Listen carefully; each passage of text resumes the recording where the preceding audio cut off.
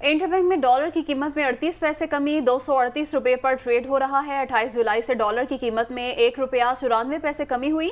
Stock market में 239 points का इजाफा हुआ है। स्टॉक मार्केट में 100 इंडेक्स 40,430 पॉइंट्स पर ट्रेड हो रहा है। इसी से मुतालिक मज़ीद तफसीलात जान लेते हैं। Head of business desk Haris Zameer हमारे साथ मौजूद हैं। हारिस, बताइएगा डॉलर की इस नई कीमत से मुतालिक।